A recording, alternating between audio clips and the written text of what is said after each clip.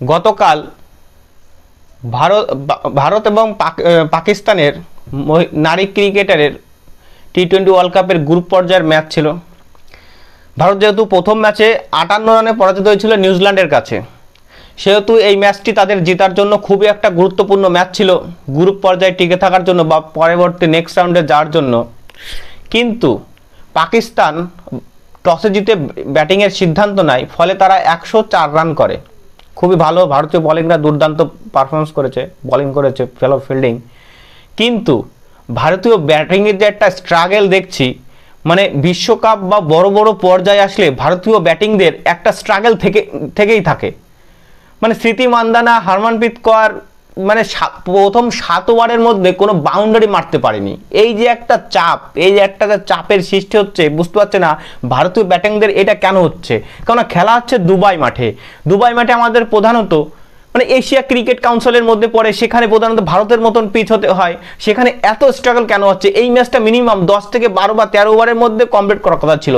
না হলে ওরা প্রথম ম্যাচে যে 58 রানে পিছিয়ে ছিল, সেই যে পিছিয়ে রয়েছে পয়েন্ট টেবিলে, এখন গিয়ে দেখি ম্যাচটা জিতলো তার 18 ওভার 4 বলে। মানে তাদের পয়েন্ট টেবিল এতটা উন্নত হয়নি। এখনও পাকিস্তান তাদের থেকে এখনও প্লাস পয়েন্টে এগিয়ে আছে। মানে এরপরে এখনো শ্রীলঙ্কার সঙ্গে ম্যাচ আছে। শ্রীলঙ্কা অত সহজে ছেড়ে দেবে না, কেননা তারা এশিয়া কাপে তাদের কাছে হেরে গেছিল ফাইনাল ম্যাচে। ভারতীয় ব্যাটিংদের স্ট্রাগল তো এই যে রিচা ঘোষ মানে পরপর দুদিনে ফার্স্ট বলে গোল্ডেন ডাক মারলেন। মানে এই যে মানে এতটা প্রেশার নিচ্ছে কেন? মানে ফ্রি মাইন্ডে না খেলে, মানে বায়োল্যাট্রাল সিরিজে বা অন্য দেশে গিয়ে স্মৃতি মান্দানা হোক, শেফালি বর্মা হোক, মানে বোলিংদের কোনো চান্সই দেয় না। মানে বোলিংদের পিটিয়ে একেবারে করে ফেলে। কিন্তু এই যে ওয়ার্ল্ড কাপ আসলে যে মাথায় একটা এদের যে একটা প্রেশার ক্রিয়েট বা একটা সৃষ্টি হয়, আমি বুঝতে পারি না। মানে এরা বড় টিমের সঙ্গে কি রেজাল্ট করবে? সামনে তো অস্ট্রেলিয়া আসছে, বা সেমিফাইনালে উঠলে হয়তো ইংল্যান্ড বা সাউথ আফ্রিকার সঙ্গে খেলা হতে পারে, যে এদের তখন এরা কি করবে? মানে এইভাবে জিতলে তো একটা বিশ্বকাপ জেতা যায় না, বা একটা ওয়ার্ল্ড কাপ জেতা যায় না।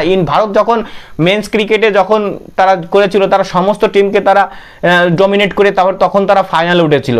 অস্ট্রেলিয়া হোক, ইংল্যান্ড হোক, তারা সমস্ত টিমকে মানে তাদের একেবারে এক কথায় কোনো তাদের চান্স দেয়নি। এই যে মহিলা ক্রিকেট এতটা এখন তাদের সমান বেতন পায়, মানে মেন্স ক্রিকেট ওমেন্স ক্রিকেটে এদের এখন সমান বেতন দেয় বিসিসিআই থেকে, তবুও সেই ক্রিকেটের যে একটা উজ্জ্বল, মানে নারী ক্রিকেটের যে একটা উজ্জ্বল ভাব, সেটা এখন দেখা যাচ্ছে না। বিভিন্ন রকমের লিগ খেলানো হচ্ছে, WPL তাদের ঘরোয়া ক্রিকেটের, কিন্তু সেই রেজাল্ট সেই একই। মানে গত 2019 সালের যে মহিলা ক্রিকেটের যে ওডিআই ফাইনাল হয়েছিল, মানে একেবারে হাতে ধরা ম্যাচ, ফাইনালে আমাদের জেতা ম্যাচটা হারিয়ে দিয়েছিল হারমানপ্রীত কৌর একটা ভুল ডিসিশনে।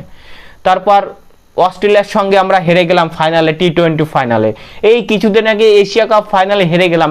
এই যে ছোট ছোট ভুলগুলো করে আমাদের যে একটা বড় বড় ট্রফির আমরা হাত ছাড়া হয়ে যাচ্ছি, মানে প্রতিনিয়তভাবে এত ভুল আমরা দেখতে পাচ্ছি, বুঝতে পারছি না। ও মেন্স ক্রিকেটের লাগাতার 11 বছর পরে আমরা একটা টাইটেল জিতেছি টি-20 ওয়ার্ল্ড কাপের, কিন্তু ওমেন্স ক্রিকেটে এখন আমাদের ঝুলিতে একটা ট্রফি আসেনি। মানে ওই এশিয়া কাপ বা এইসব ছোটোখাটো নিয়ে আমাদের কোনো লাভ নেই। আমাদের একটা আইসিসির একটা বড় টুর্নামেন্ট লাগবে।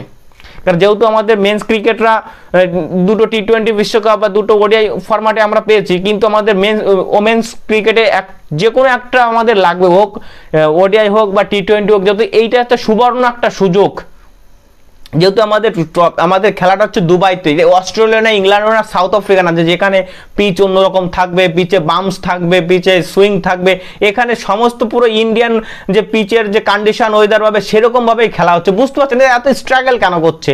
এই ম্যাচটা মিনিমাম 15 ওভারের মধ্যে শেষ করার কথা ছিল। মানে এরা কি করছে? খালি সিঙ্গেল রোটেট করে খেলছে, মানে এত প্রেশার নিয়ে ফেলছে।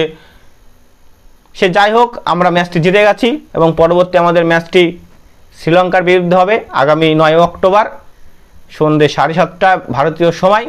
তা বন্ধুরা অবশ্যই ম্যাচটি দেখবেন, এবং আমি পরবর্তী আবার ক্রিকেট আপডেটস আমাদের সঙ্গে অবশ্যই আসব। এবং ততক্ষণ নমস্কার, জয় হিন্দ, বন্দে মাতরম, ভালো থাকবেন।